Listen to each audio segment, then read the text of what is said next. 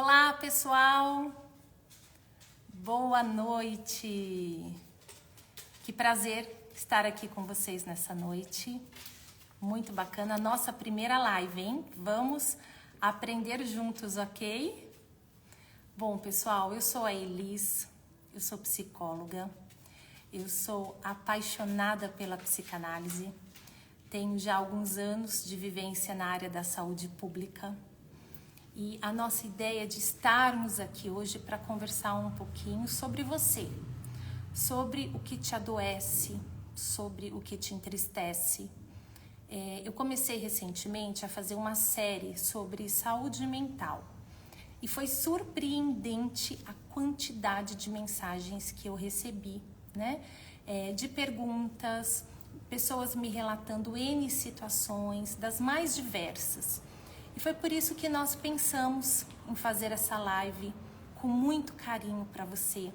Será um encontro semanal, onde você vai poder trazer tuas questões, tuas dúvidas, tuas ânsias e a gente vai poder conversar, tá bom? Então vamos lá, vamos começar. Então eu quero dar as boas-vindas aos meus amigos. O Danilo está aqui comigo. Boa noite, Danilo. Estamos aqui com os nossos amigos, sejam todos muito bem-vindos. Meus queridos, olha, das questões que nós recebemos, duas delas se destacaram, né? Assim, eu recebi muitas questões relacionadas à ansiedade e à depressão. São dois temas muito importantes, muito atuais, então nós vamos conversar sobre os dois, mas em momentos separados. Tá bom? Porque são coisas distintas. Sem dúvida, o campeão aqui de perguntas, eu separei algumas já para trazer, foi a questão da ansiedade. A ansiedade, de longe, foi o maior número de questões. E, gente, não é à toa, né? Não é à toa. O Brasil, ele é hoje, pela Organização Mundial de Saúde, considerado o país mais ansioso da América Latina. Pois é. E somos um dos países mais ansiosos do mundo. Então, sim, a nossa população tem sofrido muito com a questão da ansiedade, né? E aí, eu recebi aqui uma pergunta, né? Elis, o que causa ansiedade? Bom, para responder o que causa ansiedade, a gente vai dar um passinho atrás e a gente vai conversar o que é a ansiedade, tá? A ansiedade, na sua origem, ela é algo bom. Nós nascemos com ansiedade.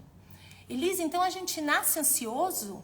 Não, a gente não nasce ansioso, mas a gente nasce sim com ansiedade.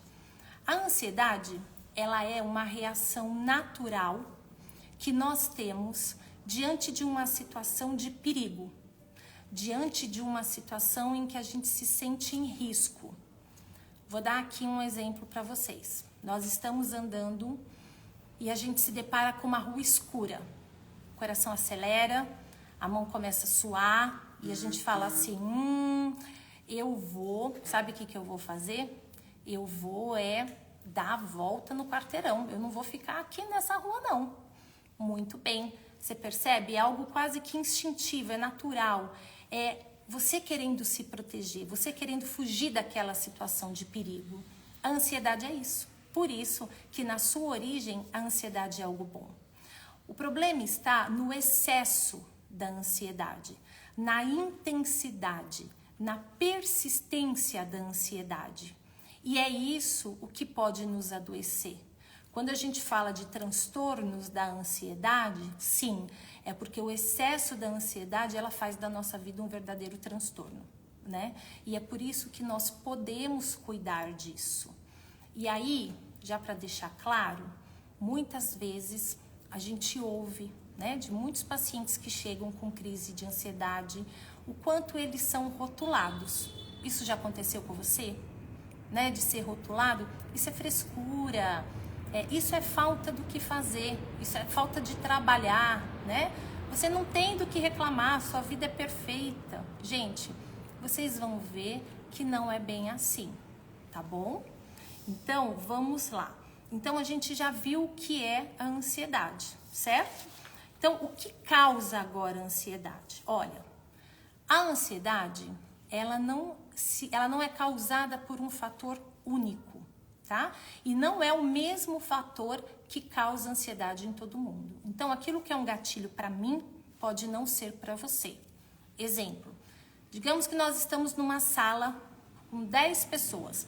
Nós estamos aqui agora com 17 pessoas ao vivo. Então, vamos supor que nós estamos aqui, todos nós, os 17, dentro de uma sala.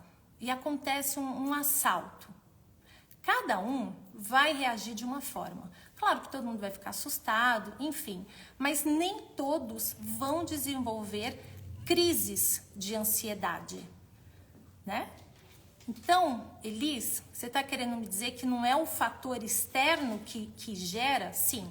O fator externo, ele é o gatilho, sem dúvida. E existem inúmeros gatilhos. Mas o que gera ansiedade não é isso, né? Isso desperta algo. Então, o que a gente pode pensar que é ansiedade? A ansiedade, ela tem a ver com algo que, para a psicanálise, está inconsciente. Então, é uma vivência, um desprazer, algo que nós vivemos, que popularmente a gente pode dizer algo traumático, né? Se fala muito esse termo. É algo que a nossa consciência não conseguiu suportar. Tamanho incômodo, tamanho desprazer. E aquilo, ele é recalcado, ele é retirado da consciência e colocado no inconsciente, tá? O inconsciente não é um lugar, o inconsciente, ele é uma instância. E aí, ele está no inconsciente, mas ele não está lá dormindo. Ele está vivo, ele está ativo, ele está pulsando. E aquilo volta em forma de sintoma, muitas vezes volta em forma de ansiedade. Vou dar aqui para vocês um exemplo, tá bom? Olha, uma criança, vamos pensar aqui, uma criança que ela cresceu, né? Para ela, o pai preferia um filho ao invés dela, né? Um irmão em detrimento do outro. Então, ela cresceu com essa sensação, com essa dor, com esse desprazer. O que ele vai fazer? O que essa criança faz? Essa baixa estima, né, que é causada por conta desse sentimento de ser preterido, de desprezo, de rejeição, isso é recalcado, isso vai para o inconsciente. E aí esse menino cresceu. E aí ele começa a ter as contas dele para pagar. Aí vamos imaginar que ele atrasou a prestação, né? A prestação do carro, a prestação da casa, não está conseguindo se organizar financeiramente. Esta situação financeira real será o gatilho que vai disparar a crise de ansiedade. Por quê? Porque aquele sentimento, aquela sensação de fracasso, de baixa estima que ele está vivenciando agora, vai remeter, vai se colar, digamos assim, vai resgatar aquela primeira sensação que ficou inconsciente. E aí isso volta em forma de sintoma, que pode ser a crise de ansiedade, né? Então, gente, dá para ter vários gatilhos, não existe um gatilho único, mas sempre tem a ver com a nossa história. Ok? Vamos lá, alguma dúvida? Escreve aqui para mim, hein? Alguma pergunta? Ó, eu vou seguir, tá bom? Bom, perguntaram aqui, Elis, como eu sei que eu estou tendo uma crise de ansiedade? Boa pergunta essa, hein? Gente, a crise de ansiedade, ela vem muito pela intensidade, né? A crise de ansiedade, ela é uma força muito grande mesmo, né? Tem sensações físicas que a gente vai ver aqui, então os sintomas da crise de ansiedade pode tanto se manifestar no corpo, né? Como também pode se manifestar no mundo psíquico, nas emoções. Então, por exemplo, aumento da frequência cardíaca, né? Eu até listei aqui para vocês alguns sintomas físicos que a ansiedade provoca. Então, o aumento da frequência cardíaca, dá aquela sensação, parece que a gente está tendo um infarto. A pessoa parece que está tendo uma parada cardíaca, tamanha dor, tamanha desconforto. E, na verdade, isso muitas vezes é uma crise de ansiedade. O que a gente orienta? Procura o médico, porque, gente, é importante a gente sempre descartar as causas orgânicas, tá bom? A gente não pode ser imprudente e dizer que tudo é emocional. Não. Temos que procurar um médico, tem que fazer o seu check-up, tem que ver se está tudo em ordem, mas é um dos sintomas muito comuns na ansiedade, essa questão do coração acelerar, né, de parecer que o coração vai parar ali a qualquer momento, ok? Sudorese, né? Então, um suor excessivo, tremores, falta de ar, náuseas, tontura, uma tensão muscular muito grande, né? Isso gera dores mesmo. Muitas vezes tem-se até a hipótese diagnóstica de fibromialgia por conta do desconforto, das dores que isso traz no corpo. Insônia, né? Eu vi esses dias no Instagram um postzinho, né? Da mente falando com a pessoa, né? Você tá pronta para dormir? E a pessoa falava assim, estou. E ela falava assim, não, peraí que agora a gente vai começar a conversar. Tô com muitas ideias aqui. E é o que acontece. A hora que a gente deita, o que acontece? A cabeça não para, não é isso? Gente, Personal Giba, Gilberto, meu amigo querido, um excelente educador físico, escreveu aqui pra gente. Como lidar com a crise de ansiedade de adolescentes no esporte? Tenho alunos que em momentos em que eles estão em evidência, pedem até para não participar do jogo. Pois é, Gilberto, essa é uma excelente pergunta, meu amigo. Gente, essa questão da adolescência, a adolescência por si só, ela já é uma fase conflitiva. Todo mundo aqui já foi adolescente, todo mundo sabe disso, não é isso? O quanto é difícil ser adolescente, tanto na posição na vida, né, quanto em casa, por exemplo. Então, tem coisas que a gente pede para os pais em que os pais falam, não, você não pode porque você ainda é uma criança. Né? E já tem outras obrigações que os pais passam e falam, não, você já é um adolescente, você já tem condições de fazer. Então, são inúmeros conflitos, né? A questão da ansiedade no esporte é algo que a gente olha com muito carinho, Gilberto. Foi uma pergunta muito bacana sua, até porque, assim, olha, uma das recomendações que a gente dá para pessoas que apresentam crises de ansiedade é justamente praticar atividades físicas. Por quê? Porque a atividade física vai ajudar esse adolescente, este adulto, a descarregar a tensão, a distensionar. Por isso que a atividade física é bom para tudo, gente. Para qualquer tipo de sintoma, ansiedade, depressão. E a atividade física, ela é bom para nossa manutenção da qualidade de vida.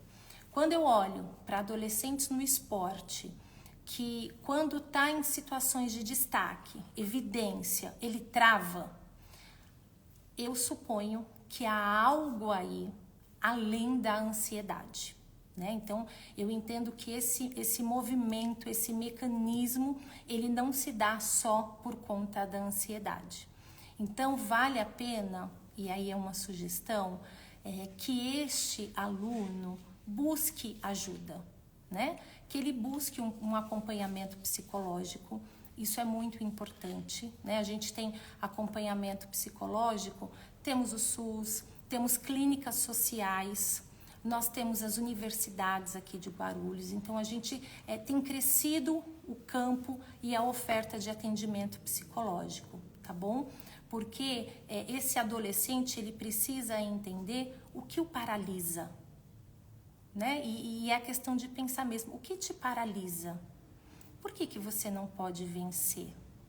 Que barreiras são essas que você não consegue ultrapassar? E isso causa muita dor. Porque há sim um desejo desse adolescente de se dar bem, né? De ter sucesso na vida.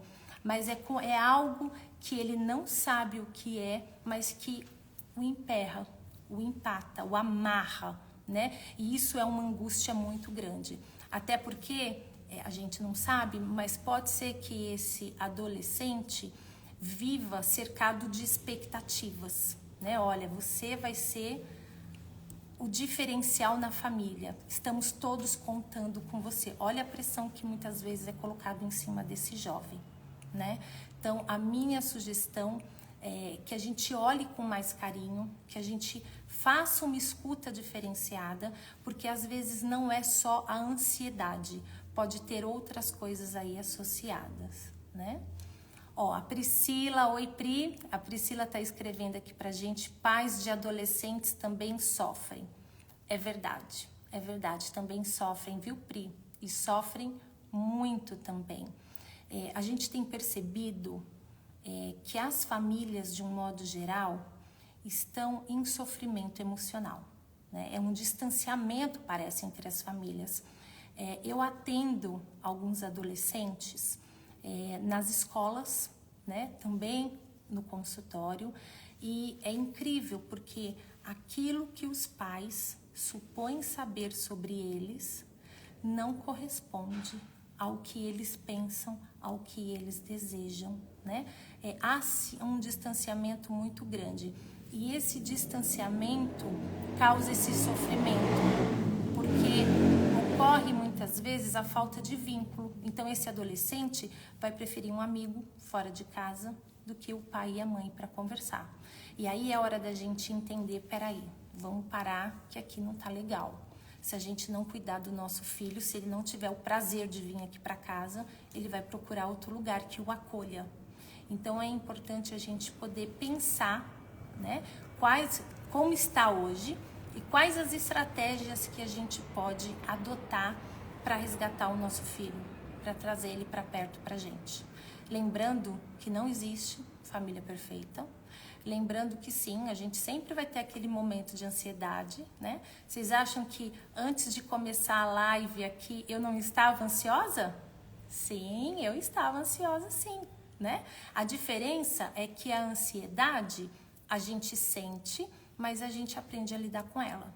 Ela não nos paralisa, né? Diferente do que o Gilberto colocou aqui dos alunos dele, dos adolescentes que muitas vezes, diante daquela situação, se paralisam. Não é?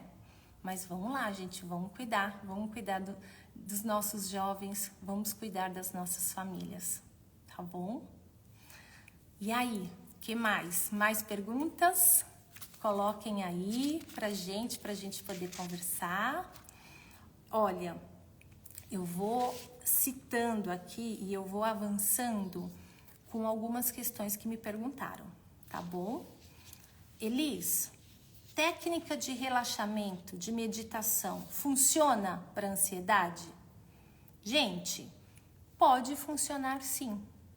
Vai depender com aquilo que você se identifica. Vai depender com aquilo que você gosta. Então, tem pessoas que gostam muito de meditar, de praticar yoga, né? De praticar reflexões, meditações nos vídeos do YouTube, por exemplo. Se te faz bem, faça. Né? Qual que é o remédio para a ansiedade? O prazer. A ansiedade, ela é o excesso, é aquela carga desprazerosa que a nossa consciência não suportou. Logo, tudo aquilo que me dá prazer, tudo aquilo que me faz bem, sim, deve sim ser vivido, deve sim ser intensificado. E aí, vai muito de você, né? Tem pessoas que gostam de meditar, tem pessoas que gostam de academia, de caminhar, de dançar. Tem pessoas que gostam de cozinhar, que gostam de ler. O que te dá prazer? O que você gosta de fazer? Escreve aqui para mim. O que você gosta de fazer? O que te dá prazer? Porque é nisso que a gente tem que apostar. O dia a dia hoje é muito corrido, não é verdade? E é sim. Então, se a gente não parar um minutinho a vida nos engole, gente. Pois é. E aí quando você parar e olhar, já passou 20 anos da tua vida. E você vai falar assim, o que eu fiz até agora? Né? E o que fica é aquilo que nos dá prazer. Então, invista naquilo que te dá prazer, tá bom? Esse é o melhor remédio para ansiedade. Então, claro, não é só isso, né? Então, é importante, dependendo do caso, dependendo da intensidade, sim, procurar um médico, né? É uma das perguntas que a gente recebeu aqui. Elis, remédio ajuda? Claro. Em muitos casos ele é essencial. Em todos? Não, não são em todos. Por isso que precisa de uma avaliação médica, tá bom? YouTube, Instagram, isso não é uma consulta, tá bom? Então, para você se consultar, para você saber se você precisa ou não de uma medicação, você precisa procurar um médico, tá? Bom, vamos lá. Então, a técnica de relaxamento, de meditação, as atividades físicas, né? Tudo isso faz bem, tá bom? E aí, o que mais? Olha, o Alex tá falando aqui pra gente que ele caminha, que ele ora, que ele ouve música para tirar a ansiedade. Excelente, Alex. Gente, é comprovado o quanto a espiritualidade nos ajuda, né? Então, a espiritualidade, ela é uma área muito importante para a nossa vida, né? Bom, eu recebi aqui da sala, tá perguntando dicas para as grávidas com crises de ansiedade. Bom, minha amiga, a gestação, ela provoca em nós mulheres muitas alterações, não só hormonais. A mulher, quando ela está grávida, de certa forma, ela também revive a sua própria infância. Então, é muito comum durante a gestação, não só a instabilidade de humor, mas a gente vê, por exemplo, muitas situações em que o gatilho da crise de ansiedade é a gestação, né? Antes de estar grávida, muitas mulheres relatam que não tinham essas crises como tem. O primeiro passo é a gente poder entender, né? Vamos entender o que é isso que está acontecendo? Acho que vale a pena poder pensar sem culpa, tá bom? É importante a gente poder pensar sobre isso. A Luza Noto escreveu aqui que ela encontrou um santo remédio na dança. É isso aí, né? O que dá prazer. Pensando, e eu tô aqui agora pensando em vocês e pensando com vocês, né? Na questão da gestação, da crise de ansiedade na gestação. Muitas vezes a medicação, ela não é prescrita por conta do período gestacional. Então aí isso é uma conversa, uma interação com o médico, que muitas vezes ele não dá a medicação por conta da gestação, né? Ou dá uma medicação aí que não vai causar efeito.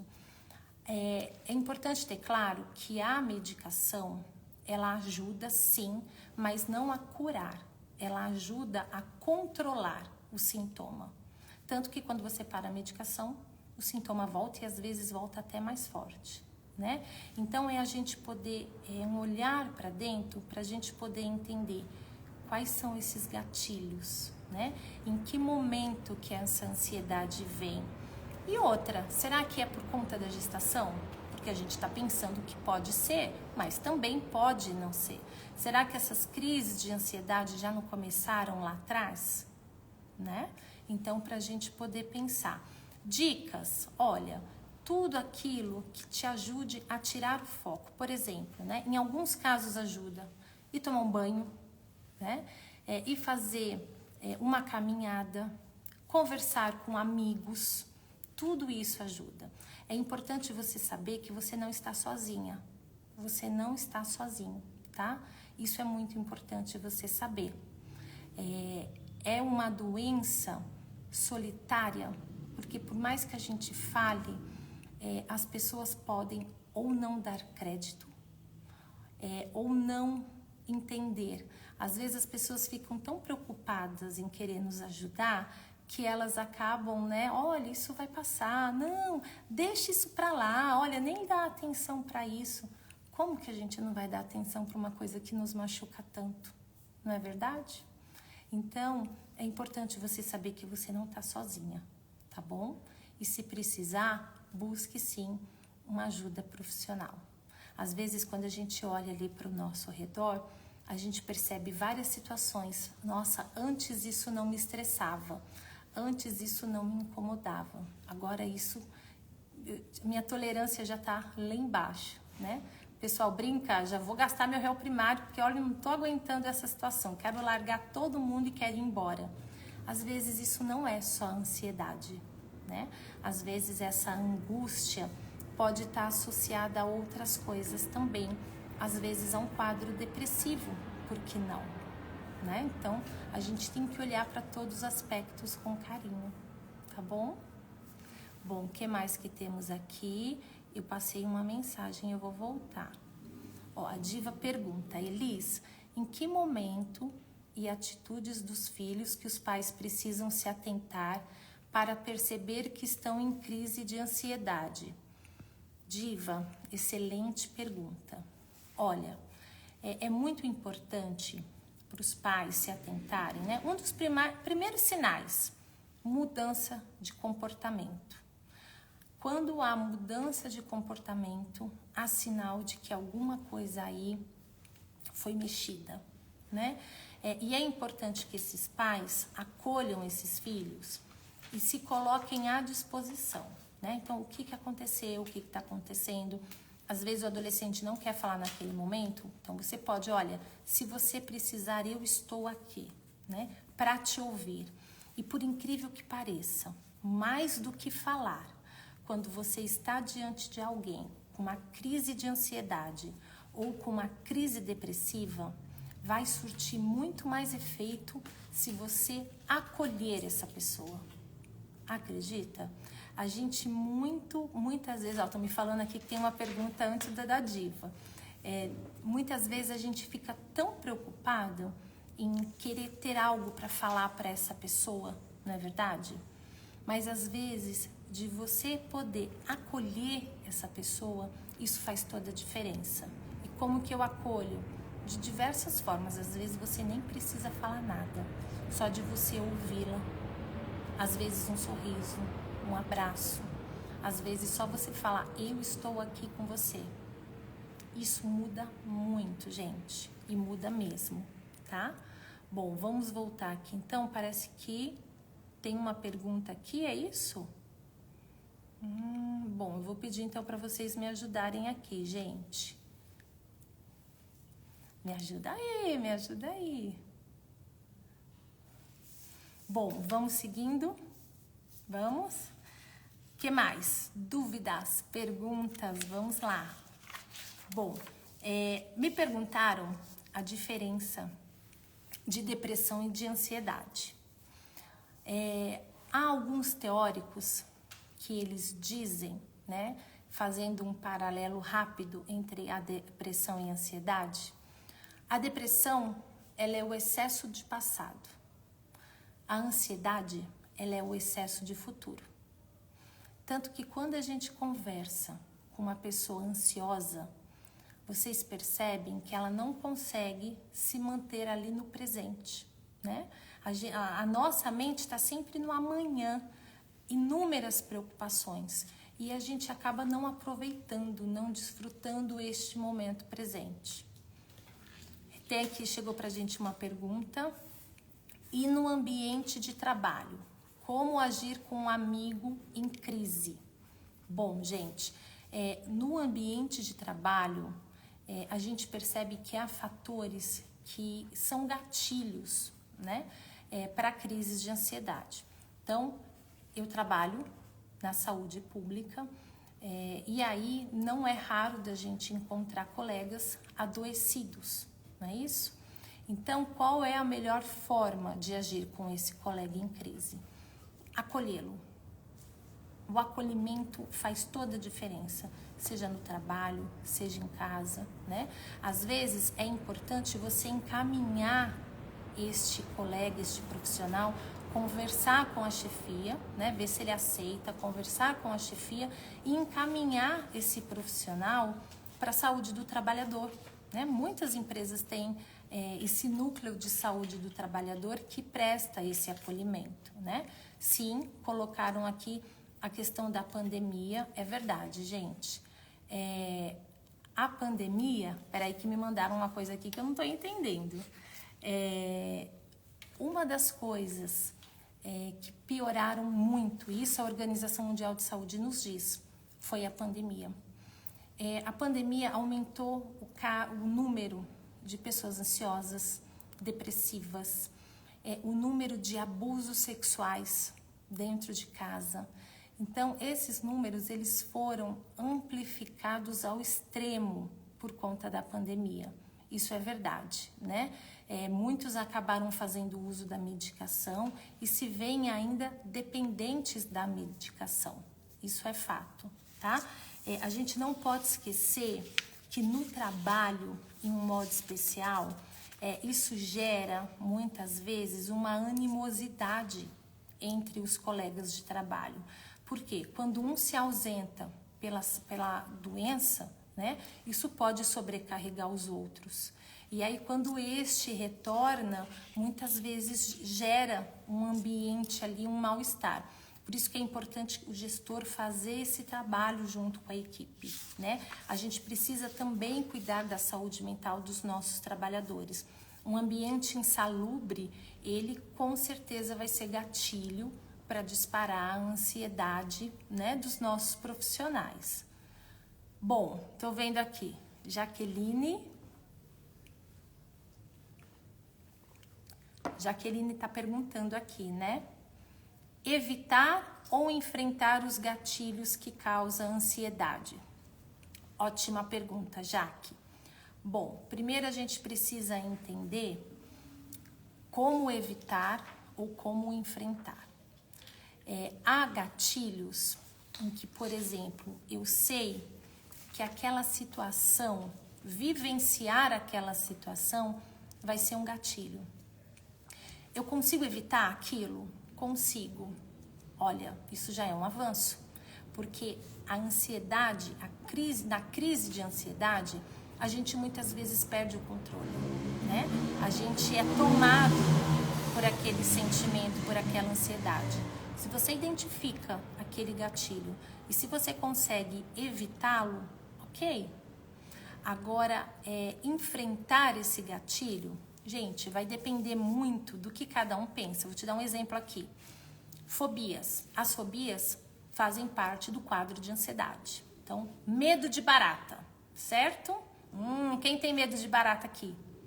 Isso é uma fobia, né? E isso tem uma origem ansiosa.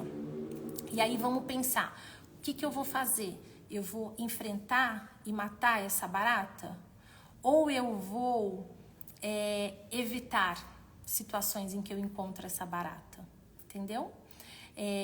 Há técnicas que trabalham com o enfrentamento. Então, há técnicas em que, por exemplo, coloca esta pessoa cada vez mais próxima daquilo que ela tem medo, né? Na tentativa de que ela supere. Bom, essa não é uma técnica pregada pela psicanálise, mas vamos pensar, cada pessoa vai se identificar com uma técnica, não é isso? Então, como que a psicanálise vai trabalhar? Ela vai trabalhar na tentativa de compreender o que esta barata significa, porque não é a barata em si o medo. O medo é do que aquela barata significa no nosso inconsciente. Vou dar um exemplo aqui para vocês, pensando aqui na fobia, né?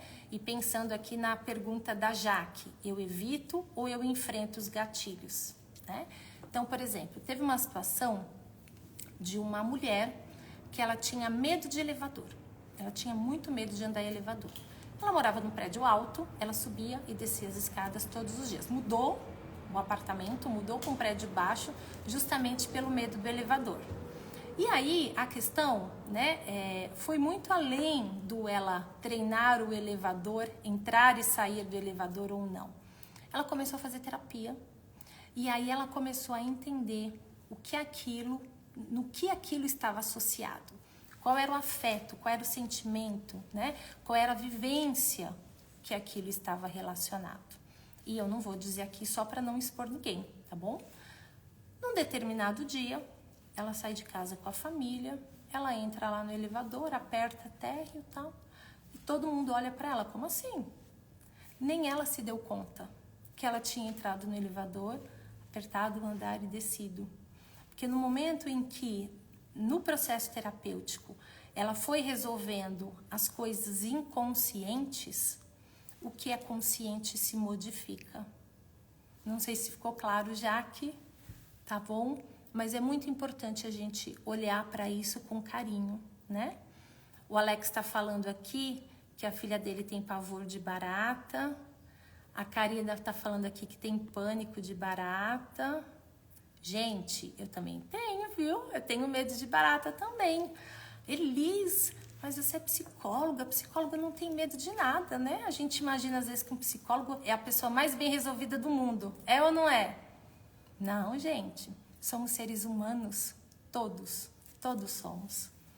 Olha, a Diva coloca aqui que todos os tipos de abuso foram ampliados após a pandemia e vem se perdurando. Triste realidade. Bom, gente, isso é verdade, né? Assim, a gente imaginou que com o processo da pandemia, e por um tempo foi assim, as pessoas seriam mais humanas, mais solidárias, né? A gente teria uma sociedade aí mais unida. E a gente viu que isso muitas vezes passou, né? É uma pena, infelizmente. É verdade, Karina, é um medo irracional, né? E esse irracional é o inconsciente. O inconsciente é aquilo que não tem essa racionalidade, esse conhecimento, esse raciocínio, né? E a terapia serve para isso, gente. Serve para a gente trazer para a consciência, né? Para a gente poder entender que marcas são essas da nossa história e que nos afetam, que nos transformam, que nos moldam. Que marcas são essas? A Cássia escreveu aqui que se tiver uma escada na frente, ela não entra no elevador. É isso, Cássia? Pois é. Nós temos aí os mais diversos tipos de fobia, né, gente? Para vocês verem como a ansiedade é algo sério, né? A gente tem, quando a gente pensa nos transtornos ansiosos, a gente tem as fobias, a gente tem o transtorno de ansiedade generalizado, né, que é o mais comum. A gente tem também o TOC, o transtorno obsessivo compulsivo. É uma forma de ansiedade, né? É uma compulsão. As ansiedades, elas estão muito ligadas à compulsão. Seja a compulsão alimentar, né? Seja a compulsão de, por exemplo, sempre quando eu vou sair de casa, eu preciso conferir 50 vezes se eu deixei minha porta trancada, o meu gás desligado. Enfim, tudo isso interfere na nossa vida, né? E por isso que a gente trouxe aqui hoje, que foi o tema mais pensado, mais citado, as perguntas mais citadas foram em relação à ansiedade. As fobias específicas, né? Como a gente já conversou aqui também, o transtorno do pânico. E isso é algo muito sério, né? As pessoas, elas sentem como se sair de casa fosse uma sentença de morte. Então, elas não conseguem sair de casa porque sair de casa vai levá-las à morte, por exemplo, né? A Marina escreveu aqui, não vou até a padaria a pé por ter medo de cachorro. Sim, é isso mesmo. Vocês percebem, né? A fobia, essa ansiedade excessiva, ela nos paralisa. Né? E é muito comum a gente, quando vai no processo terapêutico, pensando sobre nós, sobre a nossa história, a gente vai se recordando de situações em que a gente viveu, né? Então, esse sintoma, essa crise de ansiedade, ela sempre traz aquele conteúdo desprazeroso inicial de uma forma disfarçada, né? Nunca é o objeto em si, ele sempre vem disfarçado. Então, o medo de cachorro quer dizer algo, assim como o medo da barata, né? E é por isso que é muito importante a gente buscar esse nosso autoconhecimento, porque é isso que vai fazer com que a gente assuma as rédeas da nossa vida. Quando nós estamos numa crise, ansiedade, depressão, né, qualquer tipo de transtorno que nos adoece, é como se a gente perdesse o controle de nós mesmos. A gente quer, mas a gente não consegue. E quando a gente, num processo terapêutico, passa a nos conhecer, a gente assume as rédeas, né? Bom, o Alex está falando aqui, quando ele era menino, peraí, deixa eu voltar um pouquinho aqui, Alex. Quando era menino, tinha medo do escuro. Então, ia até o quintal escuro para enfrentar de frente o meu medo. Que menino corajoso, hein? Muito bem. Tá vendo? E funcionou, Alex? Me conta aqui se funcionou. A Diva coloca aqui que é uma defensora do SUS, vem trazendo sempre a necessidade de termos psicólogos em todas as UBSs. Sabemos que tem a equipe que dá o atendimento e isso, atendimento individualizado, tem outro resultado. Diva, sem dúvida, é muito importante termos psicólogo em todos os nossos serviços de saúde, né? Tanto nas unidades básicas e eu diria que também nos serviços de urgência. É muito importante. Eu trabalhei, logo quando eu comecei a minha vida pública, na saúde municipal aqui de Guarulhos, eu fui psicóloga do HMU, né? E foi um período muito importante. É muito importante a gente prestar esse acolhimento para as famílias, né? Então, por exemplo, lá no hospital de urgência, a gente se deparava com muitas situações de óbito, com muitas situações em que um diagnóstico inesperado era dado. Então, sim, é muito importante a presença do psicólogo, também para apoiar a equipe, né? Lá eu desenvolvi um trabalho junto com os profissionais da UTI, por exemplo, e que dão muito resultado, porque aqueles profissionais ali, eles lidam todos os dias com a vida e com a morte. E não tem como a gente, como eu posso dizer, deixar a nossa humanidade de lado. Não tem, né? A gente se envolve com aquilo, a gente passa a viver aquilo e muitas vezes a gente precisa desse apoio profissional para a gente conseguir fazer essa separação. Não que a gente não vá sentir, mas que a gente vá conseguir conviver com aquilo, sentir, mas sem que aquilo nos faça mal. Então é verdade, é muito importante a gente ter um psicólogo nos serviços de urgência, nas unidades básicas, e eu vou além, gente. Nesse trabalho que eu tenho feito com as escolas, eu tenho percebido como é importante ter um psicólogo nas unidades escolares. Muito. Para fazer atendimento, né? É muito importante a presença do psicólogo nesses espaços, nesses coletivos, para a gente poder cuidar, né, das pessoas da saúde mental, para a gente poder cuidar das nossas crianças, para a gente poder cuidar das nossas famílias, né?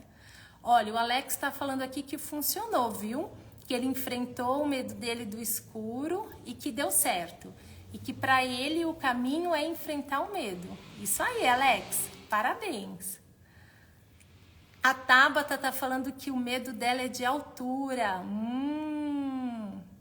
O que será que isso quer dizer, hein, Tabata? Muito bem, gente. Olha, o Marcelo, meu querido amigo Marcelo, tá falando aqui que a presença desse profissional é fundamental. É verdade, Marcelo, faz toda a diferença, viu? Tanto para o atendimento da população, quanto para o cuidado com a equipe. É essencial termos aí a presença do psicólogo. E, gente, uma coisa é fato, né? Hoje, se todos os psicólogos, todos os profissionais que têm CRP, né, que é o nosso conselho, se todos fossem atender, eu acredito que ainda não daria conta, pela demanda que nós temos. Os casos de adoecimento psíquico aumentaram muito, muito mesmo, né? Até a Diva colocou aqui a questão da pandemia. É verdade, Diva, né? Eu acho que a pandemia, e se a gente for parar para pensar, no nosso cenário epidemiológico, a gente tem vivido muitas situações desafiadoras, né? Então tivemos a febre a febre amarela, Covid-19, agora nós estamos passando por uma epidemia da dengue que tem sido avassaladora, não é verdade? E tudo isso mexe sim com o nosso estado emocional, nos causa sim muitas angústias e que precisa ser cuidado. O que mais, gente? Vamos lá. Marcelo, meu amigo, um grande beijo para você, viu? Ó, estamos com 24 pessoas agora. Muito obrigada a todos que nos acompanham nessa primeira live. E eu quero pedir a vocês, coloquem aqui também sugestões para as nossas próximas lives. O que você gostaria que a gente conversasse? Quais os temas, quais os assuntos? O que te causa dor? O que tira a tua paz? O que tira a tua esperança de dias melhores? Né? Porque, olha, a gente merece ser feliz, né? Então, compartilha aqui comigo para a gente poder continuar conversando na próxima semana, viu? Um grande abraço para vocês. Vamos lá. Bom, a Diva está colocando aqui pessoas resistentes à terapia, como os idosos, né? Como agir com eles, a procurar um psicólogo. Sabemos que idosos são teimosos. Olha, Diva. Olha, eu tive uma experiência muito boa no Hospital das Clínicas. Eu trabalhei lá no Hospital das Clínicas, no ambulatório de geriatria, né, que é a especialidade que cuida dos idosos. Eu tive também uma experiência no Ceresi, no Centro de Referência à Saúde do Trabalhador, inclusive onde eu trabalhei com o Gilberto, aí, o nosso querido educador físico, que está aqui conosco. E a gente percebe, quando a gente fala da saúde do idoso, tem muitos fatores aí, né? A questão da terapia, hoje, não é tanto, porque as redes sociais, isso tem ajudado bastante, mas nós ainda temos muitos mitos de que psicólogo é para louco, não é? Vai me falar que você nunca ouviu isso.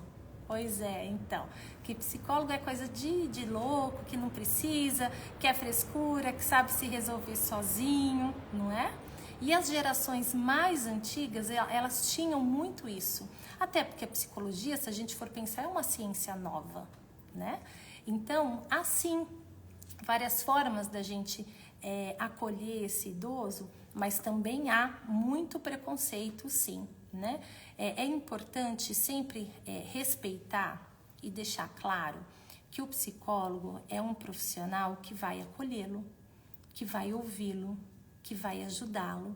Nós não temos as respostas prontas, não temos, mas nós podemos construí-las, né? A nossa live, Pensando em Você, é justamente isso. Nós estamos pensando juntos qual que é o melhor caminho para a gente poder construir a nossa felicidade. Então, quando a gente fala da pessoa idosa, muitos, esse idoso é muito teimoso. Mas quando a gente começa a ouvi-lo, a gente percebe que isso não é coisa da idade, que isso já vem de uma história de vida, não é mesmo? Quem tem idoso em casa sabe do que eu estou falando, não sabe? Pois é, mas eu sou suspeita para falar disso. Eu morei, né? Eu fui criada pelos meus avós, 2 idosos, e tenho eles como pessoas muito amadas. E esse meu vínculo, esse meu amor com as pessoas idosas tem sim relação lá atrás, né? Pelo cuidado que eles tiveram comigo sempre. Então tem que ter um manejo ali diferente, mas é possível sim, viu? A Marina tá falando que a saúde emocional não é valorizada. Marina, infelizmente, a gente percebe isso mesmo. Muitas vezes ela não é, né? Quando há um sintoma físico, a gente muitas vezes fala assim, opa, vamos no médico. Agora, quando a gente se queixa de um sofrimento emocional, muitas vezes a gente ouve é frescura, vai passar, é falta do que fazer, não é verdade? Então é por isso, minha amiga, que é importante, no sinal de qualquer desconforto, que a gente busque essa ajuda, né? Que a gente procure se ajudar. E agora você vai poder contar aqui com a gente todas as quintas-feiras para a gente poder bater papo, para a gente poder conversar, porque a doença mental, ela não é, o sofrimento emocional, ele não é valorizado, mas ele é real. E nós estamos aqui, né? Para valorizar a vida, para valorizar a saúde mental. Marcelo falando que a gente está tocando aqui numa questão que muda as vidas. É verdade, Marcelo. Isso é verdade, meu amigo. Olha, quando a gente pensa que a gente está nesse mundo para ser feliz, né? Isso não quer dizer que nós não vamos ter problemas. Isso não quer dizer que nós não vamos ter dias difíceis. Mas da forma como nós estivermos internamente, isso vai nos fortalecer e é isso que vai nos conduzir no enfrentamento dessas circunstâncias. O que mais? Vamos ver. Sou resistente à terapia. Acho que já estou ficando idosa. Gente, olha, todo mundo tem seu tempo. Todo mundo tem seu tempo, né? Me perguntaram já assim, Elis, você acha que todo mundo tinha que fazer terapia? Não. Porque todo mundo não é igual, porque cada um de nós somos únicos. Então é você que vai dizer de você. Às vezes você pode falar assim, eu não quero fazer terapia agora. Ok, e amanhã isso muda, né? E vale a pena a gente poder pensar assim, sem julgamento, sem culpa, tá bom? É só pra gente poder pensar. Por que eu tô resistindo à terapia? Por que eu não tô querendo ir? Será que tem alguma coisa dentro de mim que eu não quero acessar? Será que tem alguma coisa dentro de mim que está doendo tanto que eu não quero mexer? Às vezes pode ser isso, né? E aí vai no teu tempo, tá bom, minha amiga? Bom, o que mais, gente? A Diva falando que é o que mais se ouve. Paulo Moraes... É isso, gente. Meus queridos, já estamos aqui chegando no final da nossa live de hoje. Deixa eu dar uma olhada aqui no que temos ainda. Vamos responder mais algumas perguntas. Vamos lá. Marina, obrigada, viu? Muito obrigada pelo seu carinho. O Giba coloca aqui... Preparação para o processo de envelhecimento. Opa, Giba! Legal, hein? Que tema bacana! A gente pode conversar com ele já na nossa próxima live. Vamos conversar sobre. Perfeito! Olha, a Diva escreveu aqui que todos precisassem. É, Diva, te surpreendi? Pois é, minha amiga. Né? A Karina também. Pois é. Olha... Quando a gente olha para as pessoas, né, e que a gente vê e fala, todo mundo precisa. Bom, é importante que a gente olhe e justamente tenha esse pensamento, né? Cada um tem seu tempo, cada um tem a sua história. Às vezes, aquela situação pode se resolver de uma outra forma, às vezes não, às vezes precisa de terapia, né? Mas é importante que isso seja algo que brote de você. E aí vou falar uma coisa, às vezes os pais trazem os filhos, né, principalmente os adolescentes, para terapia. E na sessão fica claro que aquele jovem não quer aquela sessão, não quer aquele acolhimento, não quer aquela conversa. E forçar a gente, forçar pode criar um mal-estar ainda maior, né? Como que eu trabalho? Eu oriento os pais a virem, né? Vocês estão preocupados com seus filhos, com o seu filho? Então venham vocês. Vamos conversar sobre o que está acontecendo? E aí esses pais começam a entender a dinâmica familiar. E através da mudança deles, muitas vezes esse filho se torna acessível, né? Fala, nossa, minha mãe mudou, meu pai mudou. Ah, então agora eu quero fazer terapia, porque eu vi que o negócio é bom, a gente muda para melhor, né? Bom, a Karina, como lidar com o luto, os vários tipos de luto, perfeito, né? A Cássia que tá falando que a live poderia ser mais longa. É verdade, né, Cássia? É tão bom estar com vocês que eu queria ficar com vocês aqui por muito tempo, não é? Porque, olha, é uma possibilidade, a gente pode ampliar, por que não a gente pensar nisso, né? Ou mais tempo, ou mais um dia por semana. Gostei, hein, Cássia? Muito bom, muito bom. Meus queridos, é isso, chegamos aqui ao final. A Luz Anoto, colocar aqui como sugestão, aprofundar sobre as fobias. Excelente tema, hein, Lu? Muito bom, podemos conversar sim sobre as fobias. Gente, muito obrigada. Obrigada a vocês. Estamos agora em 26 pessoas, 25. Que Deus abençoe. E eu desejo de verdade que essa semana seja uma semana de muita paz, de muita reflexão, de muitas coisas boas para você, para os seus.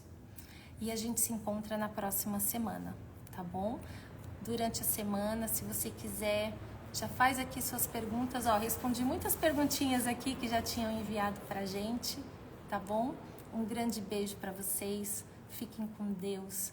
Amem-se e amem os seus. O que a gente leva daqui é o amor. E para terminar, eu lembrei aqui agora uma frase que eu separei, fantástica, que eu estava pensando nela para a gente poder conversar. Deixa eu achar ela aqui, gente, porque foram muitas perguntas. Vamos ver se eu vou achar ela aqui. Bom, é uma frase do Jung e que fala assim, mais ou menos assim, tá bom? Conheça todas as teorias, domine todas as técnicas, mas ao entrar em contato com uma alma humana, seja apenas outra alma humana. E é isso. Somos almas humanas aqui que se encontram para um bem maior. Um grande beijo, fiquem com Deus e até a próxima e muito obrigada.